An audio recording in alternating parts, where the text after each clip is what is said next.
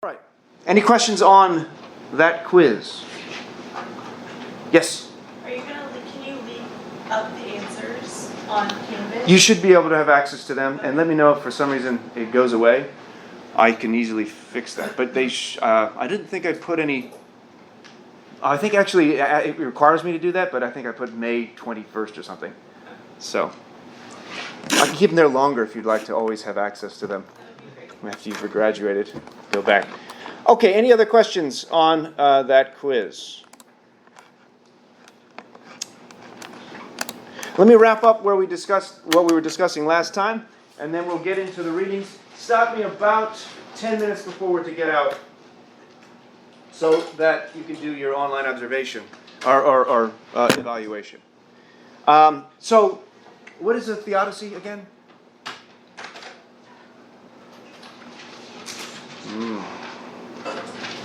Theodicy. Do you remember what that word means?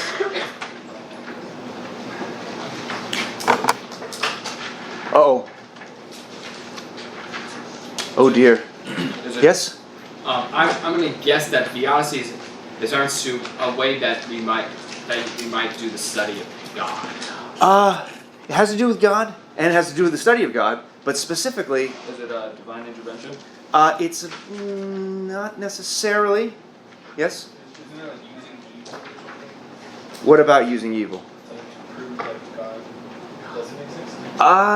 Other direction. Does exist? It does exist, but not... Well, you have all the parts there. But did you... Well, from my notes, I have a world without evil and without human freedom is worse than a world without human freedom and suffering. That's specifically the free will theodicy. That's true. But what does the word theodicy mean? Remember on page 192? And then, the problem I have is a miracle of God intervening. That's true. I'll get to that. I'll refresh that, our memories on that as well. But what specifically does that word mean? Is it kind of like an idea of analogy? Sort of Not quite. It's not being It is an attempt to vindicate the goodness of God. So look on 192. A theodicy is an attempt to demonstrate or to show that even though there's horrible, horrible evils in the world, God is still worthy of worship. To maintain the omnis of God, omnipotence, omniscience, omnibenevolence. And if you remember, Rahad gives us a number of examples, and we ended with free will theodicy. There's a couple other ones that we spoke about, the punishment theodicy, the big plan theodicy, suffering builds character, the limits of human knowledge. I think I talked about that with my daughter, Lola. She just doesn't understand why I thwart her free will when I stop her from jumping off of this balcony. I don't know if you remember this from last time. So Lola just didn't care about her safety, as you can see here. And I built this little wall here to keep her from falling to her death, ultimately, which shows you that I'm a better parent than God. Now, I say that somewhat jokingly, but the problem with the parent analogy, as we saw, is that while children do not understand the ways of parents, why they allow doctors to stab them with needles, they cry and they suffer and they wonder why we're not doing anything. Well, perhaps we're like children, right? And we don't understand the ways of God. We're limited. A number of issues come up with this. Number one, what are children like? If we humans, children aren't yet human. If we adults are like children in this analogy, what are children like? Do you see the problem? Why is it that's Ivan's discussion in the problem in Brothers Karamazov? Why is it that the children have to suffer? And we might say that the children suffer as a result of human free choice, human free will, which is, of course, one of the most common views going all the way back at least to St. Augustine, and it's still common up to this day with philosophers like Alvin Plantinga, for instance. And we say that, well, the general, remember from Dostoevsky, the general who has that child torn to bits by the dogs. The general is responsible for that. That's moral evil perpetrated by an individual based upon that person's choice, correct? But why doesn't God intervene to stop that horrible, horrible suffering of the 8-year-old boy? If the suffering is necessary, this is in fact part of the problem that Ivan had with the universe as a whole. And the idea of a heaven in the end as a place of salvation to justify, so to speak, the evils of this world, and the evils being necessary to get there. So who was talking about the definition of free will a moment ago? That it's better to live in a world in which there is suffering that's caused by freedom of the will than to live in a world in which there's no suffering but also no freedom. So suffering is necessary, evil is necessary, because freedom is necessary, the argument goes. And we're worse off if there's no freedom, because we're not even human. And we used examples of One Flew Over the Cuckoo's Nest, for example, and Clockwork Orange. We're better off being human with actual autonomy and choice, knowing that that's going to lead to horrible suffering of some. But notice this raises some interesting questions. If we do accept that there are miracles, which many do, and we do accept that that's a kind of intervention, and we might look at Saul. Do you remember who Saul was? Changed his name. What did Saul change his name to? Paul. Saint Paul became basically second founder of Christianity in many ways. He used to do what before his conversion on the road to Damascus? Persecute, that's his job, basically. Persecute Christians. Then he had a conversion moment. And notice what a conversion is. It was a religious experience. You see all the paintings. I don't know why I don't have the painting of that. There's 30 different versions of it, of him being confronted by what ultimately is direct revelation from a divine being, God, asking, why are you persecuting my people, which is persecuting me? And for a religious experience, at least from the historical interpretations of those who experience religious or mystical experiences, the reality of it, the truth value of it, is greater than the mundane truths about there being a table in front of me. It's more obviously true and illuminating to have these kind of experiences than that this table exists. That's how effective these kinds of, and powerful these kinds of experiences are. Which raises the question, did Saul convert of his own free will, or was he forced to change his mind? Do you understand where I'm coming at with that? Did he freely choose to say, I'm going to become a Christian now? Or could he have done no other? What do you think? I think he's still free. He's still free. How so? He could just say, like, I don't care if your God chose to continue persecuting Christians. Might not be wise, but he could have done It might not have been wise, but he could have. Interesting. All right. Did you? So the question is, like, during this revelation, did God, since God is all powerful, did God like just literally say he took his powers and kind of converted him, or did he just influence him to convert? Good. If he just influenced him, then there's a question of authentic desires and non-authentic desires. But like, if he literally just kind of did his magic or something, I don't know. You're a Christian. Yeah, I don't think it was that. Which, I mean, that interesting point. He still had a choice. Yeah. He still has a choice. Yeah. But isn't that technically God intervening with something? Oh, it's actually God intervening. If one, yeah. Because the thing is, he was persecuting God's people, so he intervened saying, why are you doing this? Yeah. So technically that kind of made him choose to convert because he had that experience. Would he have converted were there not such a road to Damascus experience? That's a tough question. And if he wouldn't, and that's our assumption, if he wouldn't, in this case, then it seems God's intervention was necessary. And if that's true, then why hasn't God intervened to stop? Why didn't God jump in at one point and say, Hitler, you're good at architecture after all, or whatever it is that you're doing that caused you to... But maybe the argument could be, for all we know, he does, or he did. But we need more than for all we know. That doesn't seem to be a sufficient justification. Go ahead. I mean, if you were sitting there kicking my dog and I said, why are you kicking my dog? And if you continue to kick my dog, I'll damn your soul. You still have... Who are you to damn my soul? Well, I got your point, yeah. I'm going to end up damning your soul. Yeah. So. You're asking, is it really a free choice? It is a free choice. I would say it is a free choice. You can continue to do it. It's just a stupid choice to continue to kicking the dog. Right, that's what he said. Yeah. Yeah, but I think like in that situation, like, when you're gravity in the situation, it kind of doesn't give you a choice in a sense. You know what I mean? Is it similar to the example we talked about with free will months ago? Guy walks up to you and says, your money or your life, or whatever. And you say, oh, well, I have a choice here. And you're not Chuck Norris, by the way. Because if you're Chuck Norris, you always have a choice.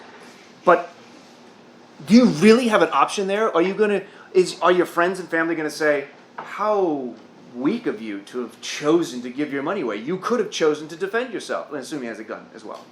I guess you could have, but is that a legitimately free choice? Surely we understand somebody who says, I'd say it's an influence choice. I would still say it's a free choice. okay, and I think you're not disagreeing then, but go ahead. Yeah, but I think it's like an influence choice or free choice. Say I want to not, convert or whatever to Christianity, but given the situation, I do just because. You want to not, you want to continue persecuting Christians as Saul would have done. That's what I'm saying. For example, like using your analogy, you don't want to give away your money, but the situation calls for you to have money because again, one is bigger than the other. Well, you're not required to give away your money. You could get shot. And you. Again, you could try to defend yourself. Well, you could try to do these things. Okay. Though it's heavily influenced, it's still Yeah. ultimately your choice. So the person's there giving you money or take your life. Of course, if he takes your life, doesn't he get the life and the money? True. So that's no good. But you're right. There's a chance I might be able to do the roundhouse kick. You It's could. probably not going to end well. But Okay. it's a heavily influenced choice. I'll give it that. But I still Well, you changed it from heavily influenced to heavily, and then we get into this notion of a kind of where is that line drawn where you say, you know what, you actually don't have any freedom. You can choose these options, but they're so terrible that to speak of it as free is a misconstrual of that concept. We'll see if that's the case here. Yes, and then. I feel like deep self-compatible stuff, it's not something that like truly like is your deepest desire, then it's not really your free will. It's like that that's right. traditional, like what they're saying, that traditional compatibilist, Very good point. compatibilist belief of, yes, you could have done otherwise, but you have God saying, you shouldn't do that. And you're like, oh, maybe I don't. But you probably didn't really want to. It Yeah. just kind of happened. Right. That's So, interesting. I So mean, like, it could be, but it's also, he had the choice, but it probably wasn't his deepest desire. It just became more Yeah. apparent to follow that because it was the bigger option. very good bringing up the deep Then I self. would say it would become my desire not to be damned to hell, and therefore it becomes my deepest desire not to. But it's a second order desire then. Why are you believing in God? So that I don't go to hell. It's not I believe in God because, well, your belief in God in that case is not a belief in the sense of here's something I have faith in. It's I don't believe just that there's a table here. I don't get to choose. Well, also, Is there a table here or not? I believe and I want to believe that there's one. But by, I just believe it because I'm being confronted with it, so to speak. But by God being okay, so by being confronted, being that there is a God, would you not want to believe in a God at that point? You wouldn't have a choice, I guess, is the question. Actually, let me rephrase that. The question would be, is that a choice?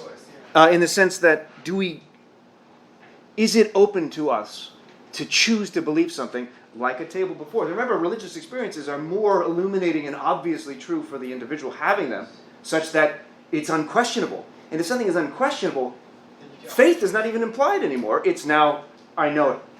And then can you choose to, you know what, I know God, I just had that experience, but I'm going to keep doing what I'm doing. I mean, people do that all the time still, though. They are given a fact and they decide, no, I don't want to believe that fact. Okay, that's fair enough. I don't know that they're always the same as a religious experience of the sort that Saul. But no, I got your point. I still think the gun to the head thing is actually a weak analogy because I think you have Okay. less freedom in that choice than you do with the Saul Paul thing. Because he always believed in God, he just didn't believe in the Christian one. And so if God were to come down and tell him all the people he's known and loved his whole life who have told him one religion are wrong, I feel like he'd be like, well, then you've done a bad job helping the people I love, why just help me? Oh. Make it easier to. Or the Bertrand Russell response, why didn't you worship me? Well, not enough evidence. So that's interesting. Yeah. Wouldn't that go against the definition of God then?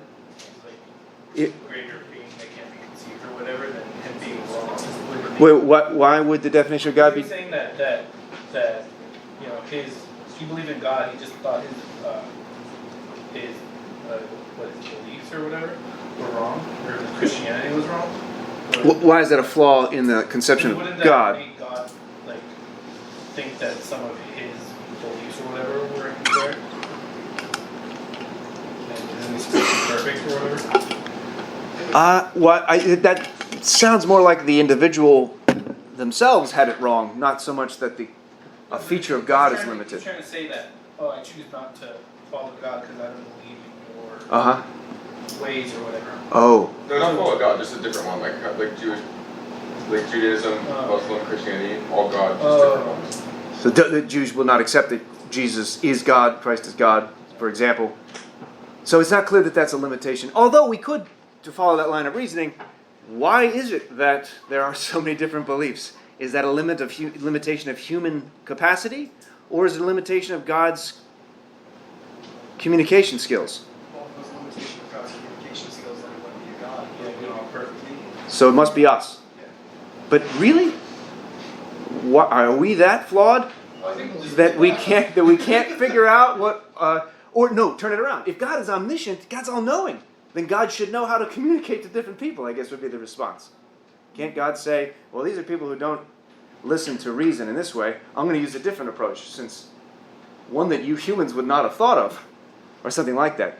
Now again, that's just testing these ideas. Did someone just like create the definition of God? So you're basing the idea of God on someone else's definition?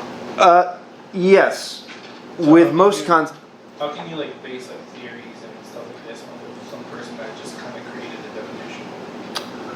because it isn't one person creating a definition. It's similar to that's an enormous question. Has to do with philosophy of language, has to do with logic, has to do with given. So look at the cosmological argument, how we talked about the fact that we're here. We can reason back to specific conclusions. Now, of course, there's disagreements on what that first cause is going to be like, but the reasoning goes beyond just an individual, right? It's not just Snoop Dogg coming up and saying, off the hizzle means this. And even that doesn't work by himself. I can't just say off the hizzle means, like me saying this is what it means, and no one else follows me, no one else uses it in that way, then that coining of the new term doesn't actually happen. So it's more than just an individual defining something. There's got to be some kind of consensus in use, and why and how you get that consensus has to do with years and years of debating, logical analysis, conceptual analysis. But it doesn't take away from your central point, though, or what role that language plays with respect to our beliefs. And I think part of, at least Immanuel Kant's response to the ontological argument, is that it does seem admitted your definition is correct, but you cannot go from a mere conceptual analysis to an existential claim, as we discussed. So your critique would follow that kind of reasoning, not necessarily that we have the wrong definition just because it seems arbitrary. Yeah. Well, from what I think what he was kind of saying on that one was more, you could define, our definition of God in this case would be an all-perfect, all-everything being, where I could come up with the definition that God is a 5-year-old who can create and destroy universes. That God isn't omniscient, it's just to us they're a higher being that we can't connect to. And he's saying, how do we know that God would be an all-knowing, all-omnipresent, et cetera, et cetera? I see. Like what if everyone agreed on a different definition? Yeah. Yeah, versus like a 5-year-old. The argument against that would be to say that we're compelled to follow the logic of it, and logic is not something that we can just simply say, no, I choose not to accept that. I mean, I guess you could, but then you're no longer playing by the rules of argumentation, which actually does indeed happen, not to dismiss that point. The other question about the 5-year-old destroying worlds, we might ask, is that a being worthy of worship? And if not, that just pushes the question back, of course. Well, who decides what's worthy of worship? And that gets us back to all the omnis that we discussed, and whether those follow. Yeah, that requires a bit more discussion. Maybe a whole semester on the philosophy of religion, which class will develop soon. And then, so the last two questions I have, which we didn't get to, or actually we did get to these two. Let me just review them. If it turns out that God's intervention to help, let's say, with Saul, doesn't affect free will, as some of you were saying, he's still free, then why doesn't God intervene more often? Like I did to help my child. I don't think ultimately I removed my daughter's autonomy because I stopped her from falling to the depths of the stairwell there. I guess if I kept doing that at every turn, making sure she never hurt herself, that would be bad parenting. That would be a kind of neglect. But if I see her walking out into the freeway and do nothing, so she's got to learn, that's a terrible parent. But it seems, if you look at just watch the news for 10 minutes, somewhere on the planet something horrible is happening, and to go back to Dostoevsky, it's happening to children who seem totally innocent. And then there was the question of how free must we be? We better be libertarians of an extraordinarily robust sense. We better be fully free to justify either eternal joy or eternal torment. Because if I'm only partly free, if there's any degree of moral luck that went into a decision I made, even Hitler, let's go back, we're going to get into ethics, and Hitler has to come into play at least once or twice in the discussions, so we've covered him 3 or 4 times now. Surely we need an eternal punishment outside of this world to make everything seem just. Because if Nazis get away with it in this world, there better be an afterworld where they suffer. But then there's a question of, well, were they 100% free in what they did? Because if they weren't, eternal punishment seems disproportionate. But if you don't necessarily have to be libertarianism, because if he's omniscient, wouldn't he know your deepest desires? Oh, So yes. even if you were restricted, Maybe. he would understand what you would have rather done. I guess. deep down. That would be one way around it. Not that he would have known your actions, but he would have known your heart or something. Presumably that's the case, because if God doesn't know your heart, then how Judgment Day makes sense is, of course, odd, right?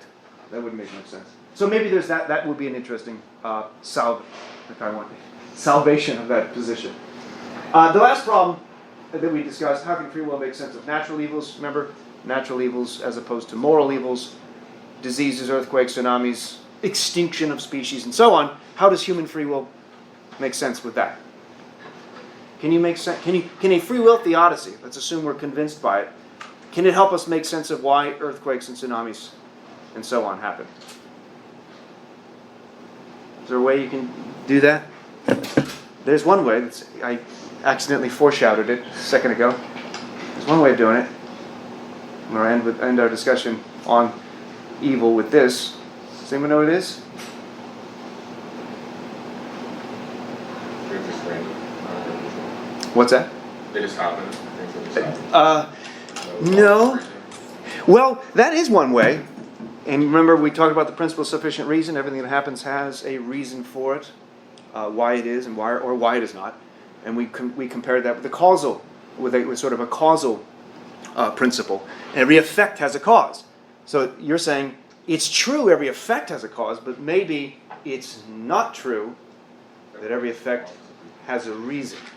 Because reasons seem to imply, I guess they don't always have to, but they seem to imply intentionality. Why did that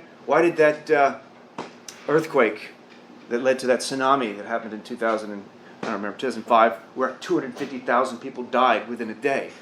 I can give you 2 answers to that. One has to do with, was plate tectonics. You know what I mean. And that causes, there's an earthquake that caused a huge tidal wave that led to the waters engulfing low-lying areas. Thousands of people die.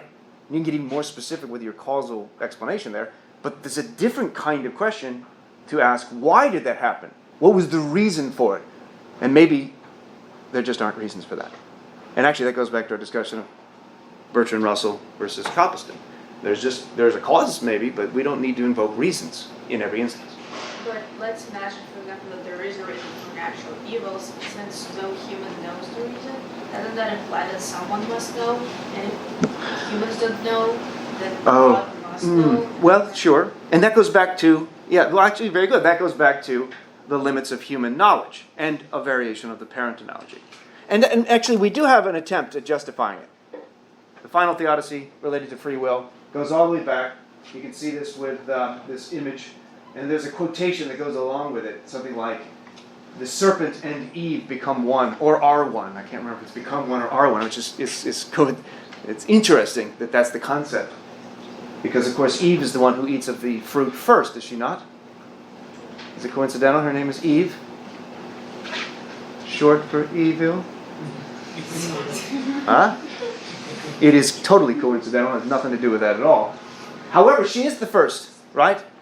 She takes of it and then gets Adam to eat of it as well.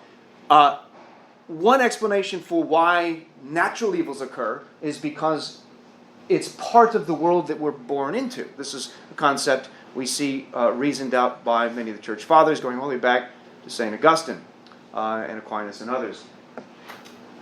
We're born into the condition of sin. And so even infants, as Augustine somewhat strangely argues, are evil. And if you've had kids, there's a sense at times where you say, yeah, that's accurate. A little bit. It's a little bit accurate. But also, we're born into a fallen world, so to speak. Now the question is, and you can see what's happening here. You see what happens. They eat of the fruit, and then wow, that's a terrible expression. She totally changes there. You see? Can you see the image pretty well? And of course, they put the fig leaves on. They feel shame. And it's not perhaps surprising that the way that they're depicted, Adam and Eve, are like children. This is the reason I want to focus on this. They're like children. How many moral decisions have they made? What was the commandment that they broke, by the way, to jump to the discussion for today when we look at divine command theory? Don't eat the apple. Don't eat the apple. Yeah, don't eat the... Which apple was it? Which tree? Remember they said they can do whatever they wanted, but... Tree of knowledge, I think? That's right. Of what? Knowledge? Tree of knowledge of what? It's knowledge of something. God said you can eat from all of these wonderful plants of good and bad, or good and evil. Evil. Well, Something like I've that. seen translations that say good and bad, and I think that's interesting because bad could mean different things. Like, well, there's a difference between bad and evil, but isn't that significant? You can eat from any of the trees in this pleasure park, this Eden, this garden, except that one, which is I think it's a fascinating way of putting it. And if they're like children, as the analogy often is told, you can come up with your own sort of thought experiment that likens this to, a parent that tells their kids, you can play with any of the toys in any of these treasure chests, except that one. And then they say, and now I'm going to leave, and what do you think's going to happen? What are the kids going to do? Check out the pool. They're going to go to the one that's cool because it's explicitly said they can't have it. And this beyond more than that, because there's a serpent, remember? Actually, I just noticed the serpent's face looks like Eve's. That's really weird. It's kind of eerie. What's the serpent? Well, the serpent would be like a drug dealer. That's the best thing I come up with. A drug dealer comes in and says, hey kids, you should go eat, from that tree. And the kids are like, no, Mom said not to. Your mom doesn't know. You eat of that tree, you're going to be more powerful than your mom. You'll be better than her. And the first one's free, because that's what drug dealers say. First one's free, then you get hooked. And so in that context, Eve is convinced by a serpent to take of the... So we have two questions. Number one, how much knowledge did Adam and Eve have, and were they free in a legitimate sense? Because if we're missing one of those, or both, it's unclear that the doctrine of original sin will help explain why there's evil in the world. Because notice, we're born into sin because of this transaction. It's not just them who are punished with the pain of childbirth and the difficulties of tilling the soil and so forth, but you are, and your family, and your offspring, and their offspring, and so on. Being punished for the sins of the fathers, as the phrase goes. Do they meet those basic conditions of knowing the difference between right and wrong and having the freedom to choose one over the other? Do Adam and Eve meet those criteria? Either one of them. Why not? We don't know what wrong is. Why not? We haven't sinned. They're sin-free. Until They make a choice that was wrong that they couldn't have conceived. And they couldn't have conceived that it was the wrong choice until they did what? Until they made the wrong choice. As Bart Simpson once said, I don't know where the line is until I cross it. Which is kind of what's happening here. How do they not know the difference between right and wrong? Well, as Kierkegaard puts it, they can't know until they've eaten of the tree of knowledge of good and evil, if we take that literally. And so, before they've eaten of that tree, the assumption is they don't know the difference between right and wrong. And it's only after they've eaten of it. But do you see the problem? Is it a chicken and egg problem? Is it a kind of paradox? Is it I don't know another way of putting it. It seems to be a problem. It doesn't seem that they're legitimately free enough to warrant the kind of punishment, nor does it seem that they knew sufficiently the difference between right and wrong. Unless we want to say, as Augustine does, that it doesn't matter the intellectual depth of knowledge that they had enough of an understanding, and you can sense that in some interpretations of the story, that given the commandment of God, they actually did know. And it was worse in a way to go against directly. And this is back to Saul. They had a choice. This is why it's parallel to Saul. Saul, it's unmistakable that God's there. It's unmistakable that God's there for them as well. And yet they choose against God. So that takes us to the, let me, before I move on, any questions on this discussion here? Yeah. In the story of Adam and Eve, doesn't they both eat the apple, and then Eve is the one that's blamed and exiled initially, right? And then afterwards, I think Adam. They both suffer immediately. Immediately. I think so. Eve will. Of course, there's all sorts of things that happen by being kicked out of the Garden of Eden. The very condition in which they exist, and of course their offspring exist, is going to be, in a sense, fallen, which would require, redemption and atonement. But no. However, if you look at the history in sort of from a patriarchal perspective or from a feminist perspective, the onus seems to be on Eve. She's the one who's responsible. And women have gotten a bad rap, let's say, within, at least specifically within Catholicism, and that's sort of seen as a theme. Whether or not that's the cause of it, I think, is a separate issue. Yeah, the serpent's a girl. Yeah, it is. That's her. It looks like her face there. It's hard to tell. All right, and that's just agonizing. That's an amazing painting. Okay, let's then move on to the next topic, which relates to the transition between these two. I think goes fairly fluidly. Although there's going to be a little break where I remind you of relativism before we get to divine command theory, because again, sort of springboarding off of the Adam and Eve story, how is it that we can conceive of what is right and wrong? Where do these conceptions come from? That's the first question. And there's a lot of interrelated questions, of course. But why is it at all in the first place that we should be good, assuming we can establish what that is? The reading you had for today is only 4 or so pages, was Plato's version of the Ring of Gyges. And in that thought experiment, in that brief story, that dialogue between, and Glaucon's making a case, hoping that Socrates will rebut it, that being immoral, being unjust, is really better for you. You ought to live an unjust life because you'll be more happy in the end. And Glaucon himself doesn't accept that. He doesn't want to accept it. But he's borrowing from a guy named Thrasymachus and a few others. And he wants Socrates to respond. He wants Socrates to come up with a good argument to refute this view. So Glaucon is sort of just taking the, if you want, the devil's advocacy position, so to speak. So we'll look at some of these questions, and that question raised in the Brothers Karamazov, if God doesn't exist, does that mean that everything is permitted? And so the next couple of classes, this is what we're covering. Today, I'll review relativism for you. Then we'll look at the divine command theory.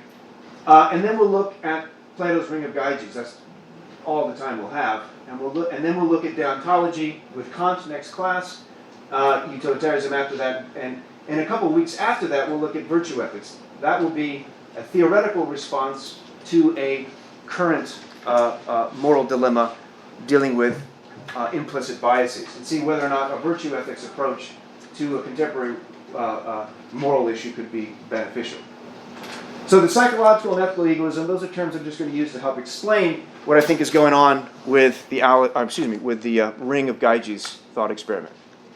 So that's what I want to do, and I want to real quick, since we talked of relativism when we looked at fallacies, and we talked about it in terms of claims that are deemed true, in general, I'm going to focus on claims that are about moral thinking that are assumed to be true based upon certain assumptions.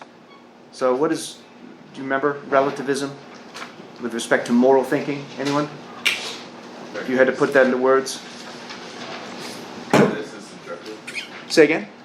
Like good and bad are subjective terms. Subjective? And so yes, we can have, it's true to a subject, it's true to me that eating animals is morally acceptable or unacceptable, or true to a culture. And if it's just to me, we might call that subjectivism. It's true to the individual. And you're the sole arbiter of what is right and wrong, because it's like a matter of pure opinion, a matter of taste. And you can't correct me with respect to what I think is tasty, what I think is good, right? I can't be mistaken about that. If we take moral relativism with respect to the subject to its extreme, it leads to an individual's beliefs about what is right and wrong being true, justified, simply by virtue of that individual holding them, because they're the only arbiter of what is right and wrong, that individual. In the same way that we would say, or in a similar way, not to jump ahead too much, in a similar way that we'd say, hard-boiled eggs to me are just absolutely disgusting. I'm not mistaken about that, and you can't correct me. Our standards of taste in that respect are just simply different, and that's not very controversial. But when I talk about what is moral or what is acceptable, that's a little bit different. Just to remind you, the more abstract understanding of this, moral truths are relative to a particular culture, which this culture believes this in the moral sense, and it's true to them. Another culture over here will disagree, have a different set of beliefs, but the only way of establishing that one is right from the other is simply appealing to the individual cultures. There's nothing outside of culture that, according to the relativists, we can point to and say, aha, you see, this first culture is mistaken. Culture A thinks that eating animals is great. Culture B says no. Clearly there's a distinction between the two. That doesn't come up very well. What is true in this culture is dependent upon the individuals within that culture. There isn't an absolute. There's nothing above or outside of culture that you can appeal to and say, look, we're correct because of this, and you are violating this basic principle, this basic rule, this basic law, therefore you're mistaken. The relativist removes that option and says all we have to appeal to are our individual cultures. We have different standards, different morals, but as we saw, the benefits of that, it helps avoid cultural relativism. It helps to avoid this sort of hegemonic or European colonialism. There's no way you can see that, can you? Because I can't see that from right here. Can you all read that in the back? There's nothing really to read there. It's just an image. It says there's no absolute. We have nothing to point to that's external to a particular culture that can justify one position over another. And that helps avoid a lot of problems in the sense that we avoid forcing one culture to adopt our particular perspective because we, from our absolutist perspective or what have you, deem to have the right way. We're correct, they're wrong, they need to follow us.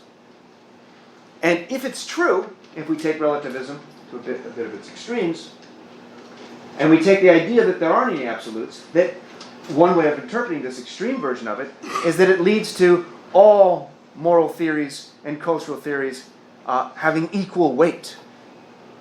If you recall, that sounds great, but has certain problems. What are some of the problems of taking relativism too far in that respect? Do you remember? Why is it considered a fallacy, an error in reasoning, if relativism is taken too far? Cultural relativism, like they used an example in the book about the Vikings and how part of their culture was to go and like take over other people's space, and so then the other people who had their own culture would then have no right to be upset because everything is equal weight. So that's an issue. One culture here is the Vikings, and part of their cultural mores might be something like, it is a good to go accumulate space and take things. The other culture, who's having their space and stuff taken from them, might say, oh, we object, we think this is no good. Well, on what grounds? Because all we can appeal to are our own cultural perspectives. And they're just going to be different. One's not better than another. But this leads to, as you point out, a kind of perspective in which we don't have a grounding. We have no justification. We have no way of denying or even criticizing an alternative perspective if it comes from a different culture. Again, because there are no absolutes, the argument goes, there's nothing external. Then you bring in, conceivably, contradictory views. Because it's true to this culture that this action is acceptable.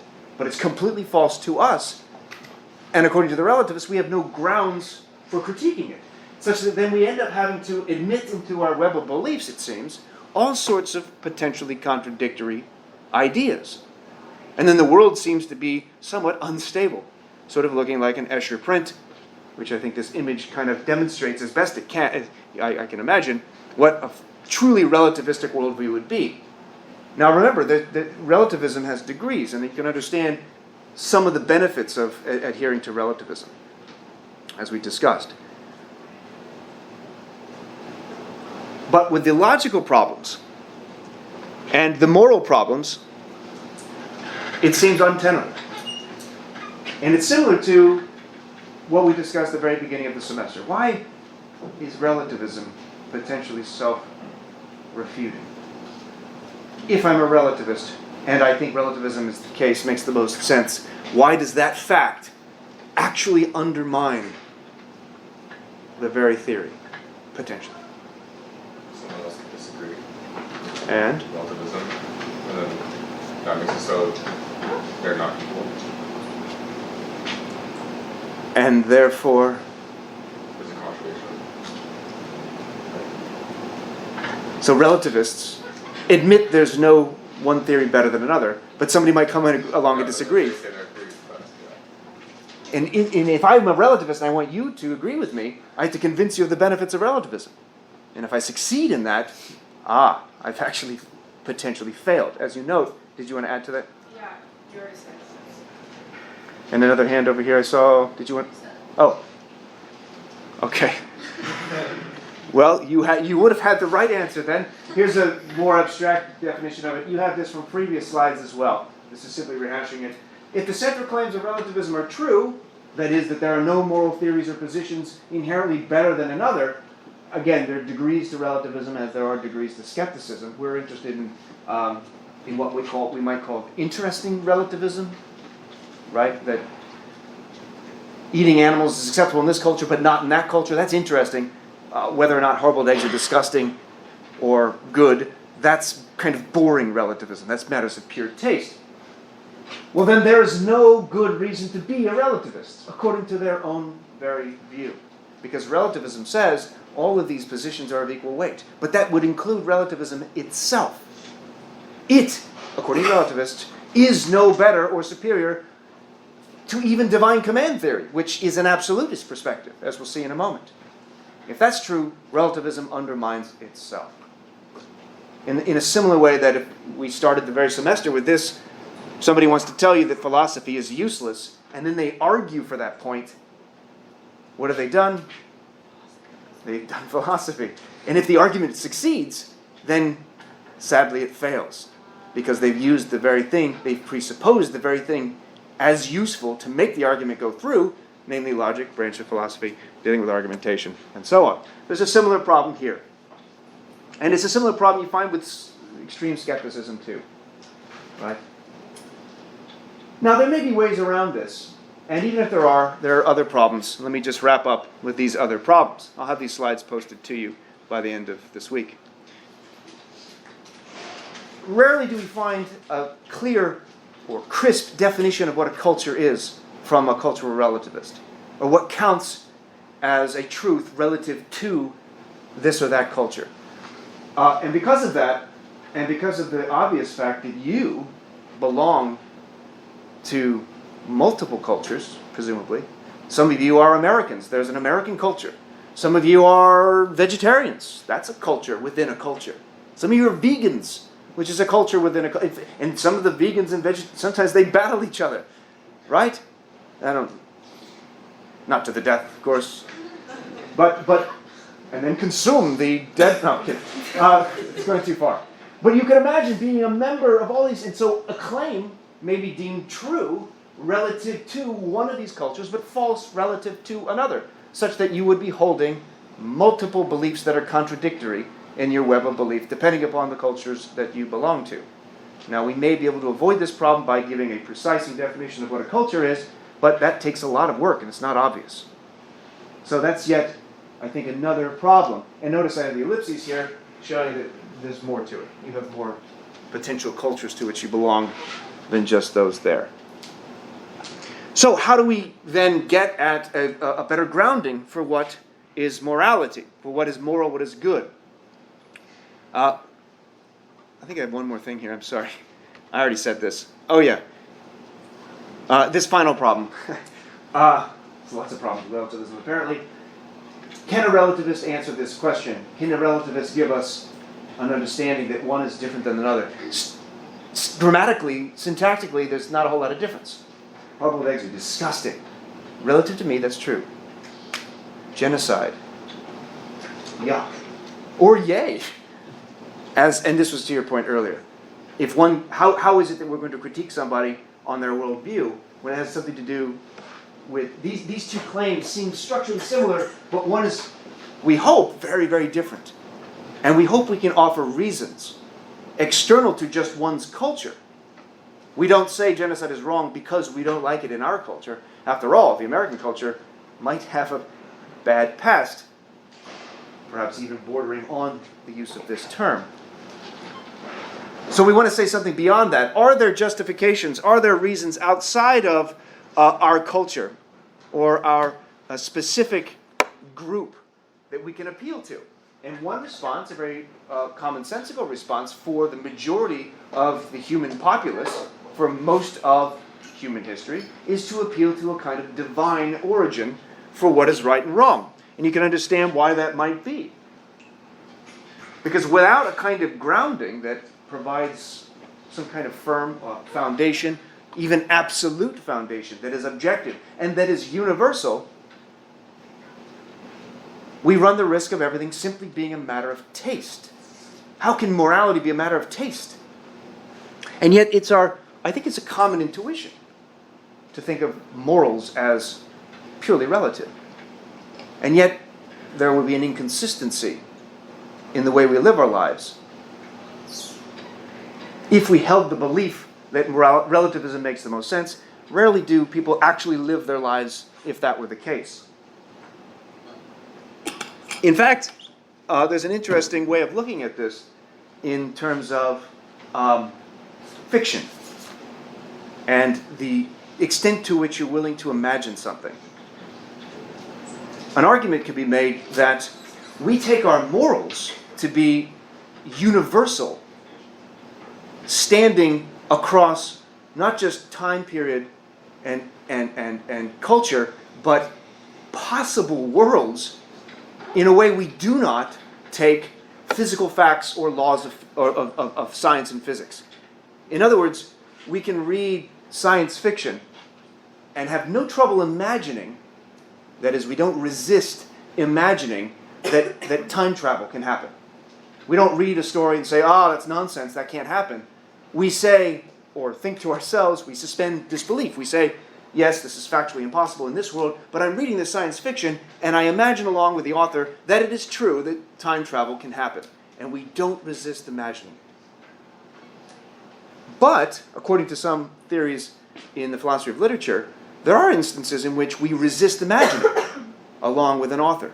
We resist, and perhaps rightly so, when an author encourages us to imagine a world in which it is the right thing to do, for instance, to kill a child because it's female. It's an example from Tanner and Walton, or Walton and Tanner, on imaginative resistance in fiction. Even though we know it's a made-up world, it's a fiction, it's a possible world, we still resist, their argument goes, we resist imagining that infanticide is morally acceptable, even in that world, in a way that we don't resist imagining that something like time travel is possible or is true. And notice, it's not a case in which the author is getting us to imagine that this action is being perpetrated by an immoral person. We have no trouble imagining that an immoral person does an immoral thing.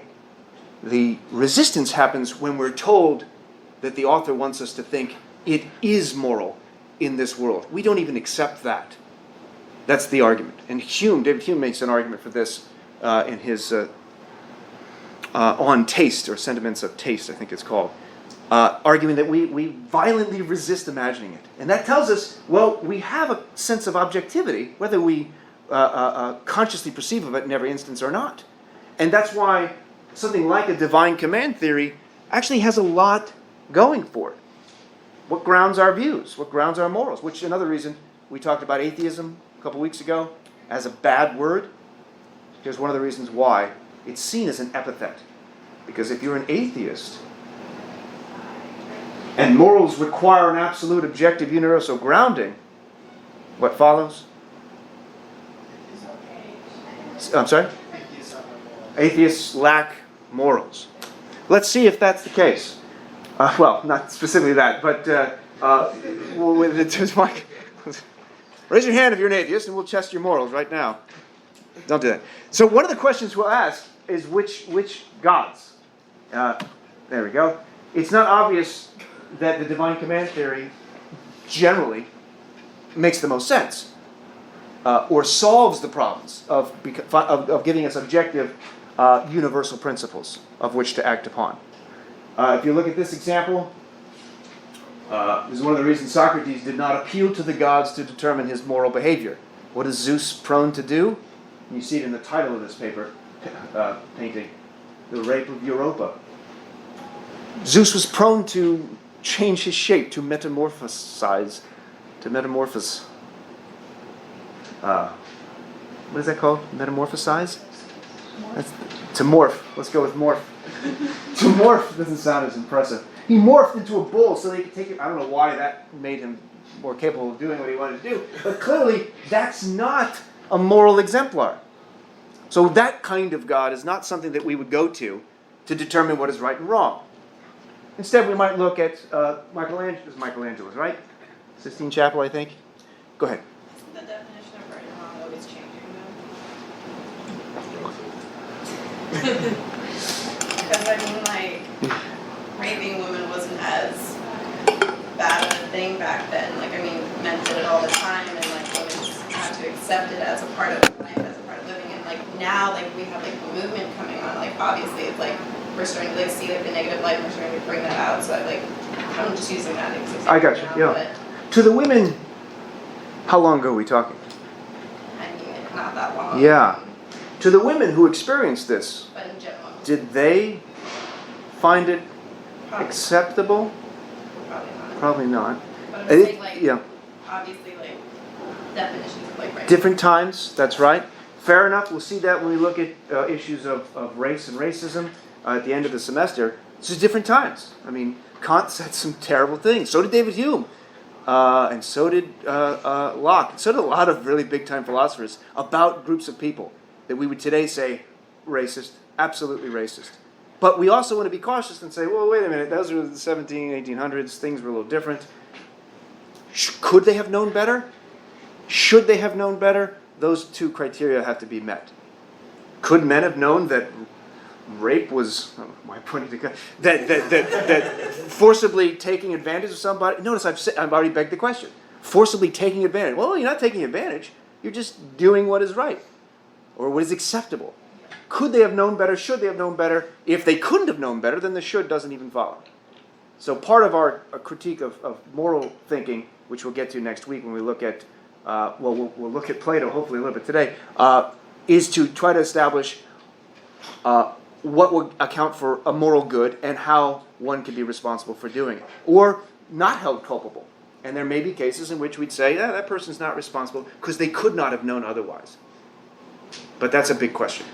And I think we don't want to just dismiss the past and say, well, they didn't know any better. Yeah. Some cases they might not, but we have to be able to establish that. Could it not be that that it's not that right and wrong changes? It's that people's perception of certain things has changed. Like people didn't see women as other people; they saw them as childbearing things to care for a house. So they weren't like how we would be like, oh my gosh, like that's a person. Like look at their life and their goals and aspirations. That's a very good point. Dream. Guys were like, it's a girl. Like they didn't see it as a person. So maybe it's the other, like that category mistake kind of thing, like where you misplace something and it's not the right and wrong that's changed, but how people go about how they see things, and it is right and wrong to do that to a person now because girls are seen as equal. And then so it isn't a case that it's relative to a culture. It's always been wrong to engage in this kind of behavior. But they didn't see that as wrong because they didn't perceive girls how we see girls today. And the question then is, could they have seen these girls differently? And if they couldn't, then we might get them off the moral hook. But if there was some reason to think, hey, that's actually a human being, and their differences are morally irrelevant, and there's ways that we could imagine, yeah, Aristotle could have seen women as more than he did, then we have to say there's a moral failing there. Could Hume or Kant have seen people from the dark continent, as he phrased it, as rational beings, contrary to what Kant oftentimes said? Surely he could have. He had evidence to the contrary of his views. But, like is the case with many racists, that counter-evidence didn't make it into his web of beliefs. He rationalized in some cases, which is a huge problem, actually, yeah.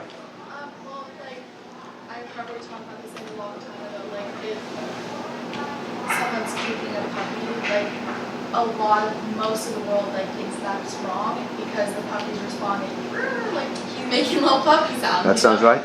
But, like, I'm guessing, like, any woman that is raped is going to make a noise and scream, and I think that, like, yes, we totally perceive women differently. I totally agree with that, but it's also, like, if someone, we haven't changed our perspective on puppies, but I think, like, before we always, like, most people thought it was bad to kick a dog, if that makes sense. Sort of. Well, yeah, except Descartes. Some movies, but So you're talking about Descartes, where if Descartes were alive today and was aware of all the animal behavior studies, he would say, you know what, I'm not going to engage in vivisection anymore, because apparently those screams are genuine.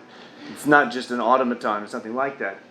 But again, back to could he have known otherwise? And indeed he could have, because there are people around, contemporaries of Descartes, who said, no, these machines, like the question there, clearly these animals are capable of feeling. They're similar in these respects to humans, relevantly similar, such that we ought to treat them at least with some kind of consideration with respect to that. Yeah.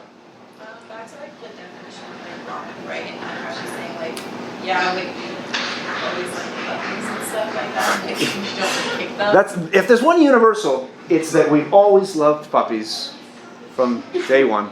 But like with that said, like can you just say like stabbing people is wrong? Like where do you come up with the definition if you don't have God? If you don't like if you're not using God as a way to like, see like where our morals come from, like how else would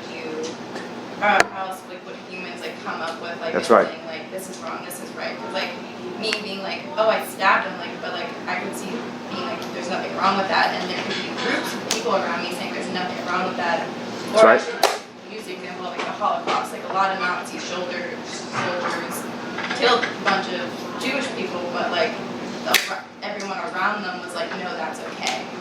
Even Because they were deemed less than human, as you were. If you can dehumanize, yeah. but notice that step has to happen, and as with slavery, there's a conscious recognition that they're making a human inhuman, which is what Frederick Douglass points out in his autobiographies.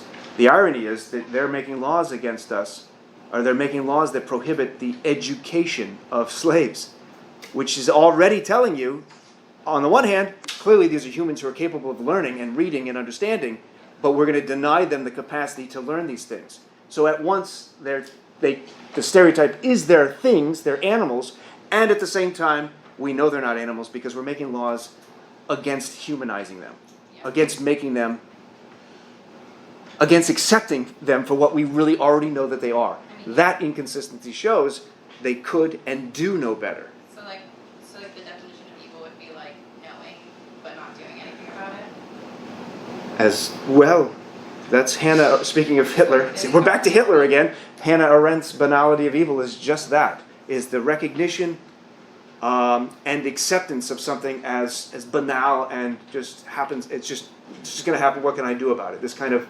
dismissal. At least there's more to it than that, but that's her conception of that kind of evil. But it's a little bit more varied than that. That's one kind. There are lots of others. Let me get last two hands and then we'll go ahead. Oh, really? So okay. Well, I think actually, I think, do we need 10 minutes, I think, to do the online review? What's that? About 2:05. We end at 2:05, so we should stop. In a couple minutes. Okay, let's just wrap this up here. So, the divine command, as you noted, makes sense to the extent that we have some grounding, because if we didn't have that, where do we draw the line and say, and who gets to say, stabbing someone is wrong? After all, what is the morally relevant difference between a surgeon with a scalpel cutting into a body and a murderer with a scalpel cutting into a body? Well, there you look at intent. There you look at context. How is it that we can justify one act but not the other? Well, one is killing. And we have that down here. Don't kill. It's pretty clear. They're right there, written literally in stone. It avoids a lot of problems of miscommunication and where and who gets to decide what is right or wrong. Unless there's debates about what those commandments mean. Does everyone agree what, number 6 there, thou shalt not kill, do we all agree upon what that means? Yeah. Yes. No. So you don't agree. Because he doesn't agree with you. What does it mean? It simply means you don't just go around murdering people. Ah, well shouldn't it say thou shalt not murder? I mean, bacon's pretty good. I'm sorry? I mean, bacon is pretty good. She said bacon is pretty good. Does that mean? I mean, Killing is wrong, unless it's a pig. Although, I don't know, there's laws against. In San Diego, I was walking down the street and somebody had a pet pig. I was walking the pig, and a thought occurred to me, if I went over there and kicked that pig, that's a really brief thought, it was only really a second. I wasn't actually, but I was thinking, I could go to jail or be fined for kicking that pig. That seems weird, because if I had a farm, I could treat that pig horribly and then kill it and then sell it or eat it myself. What's the morally relevant difference between the pet pig and the CAFO, you know what the CAFO, pigs that are in these tiny confined spots? This says don't kill. Don't kill animals, don't kill humans, don't kill Jews. Don't kill in self-defense. It's not obvious what the scope of that term means. Don't bear false witness, don't steal, don't lie. We might interpret that. Ever? Should we never lie? Doesn't good and bad also just come from first of all science, where your brain kind of releases something when it's good, and your brain releases something bad when you kill someone, but then the majority of the population thinks it's bad to kill someone, so we just went along with that. And then Yes, all the well. people who want to kill are it's not, so they go along with that. It's kind of in slavery, let's say, almost all people thought it was good. They were this worked for me, so it was good. And then people kind of started being I don't have a great feeling about this, so it just changed to the exact opposite. So I see. Yeah, it was bad at some point, but it was good at some point, and now it's bad. Well, that takes us back to the earlier questions. And there's some interesting evolutionary theories about good and evil. So many argue that science can answer this question. Others would say, no, this is not something that can be reduced to the release of certain chemicals. That's not sufficient to explain it. But we can see a history of this going back and forth. And we'll look and see. Next time, I'll wrap up this discussion. We'll talk about Plato's Ring of Gyges in the first few minutes of class, first 20, 30 minutes of it, and then get into moral theories, in particular Immanuel Kant, whose duty-based theories will help answer questions like that will show there are ways of establishing the justification of a moral position that goes beyond just, let's say, appeal to popularity. Yes? I think I read somewhere where it just feels good to be good. It feels good to be good. For most people. It feels good to do something nice. Right. Do the right thing. It also feels good to Yeah. get You away from Yeah, it's gonna trigger be that. So that's going to be. Does it feel good? And what feels good should be done. So there's a case to be made for that with ethical egoism. You're doing something that benefits yourself. But then you can see. Oh, that's too much to say. I'm going to have to stop here because we're out of time. So please fill out the.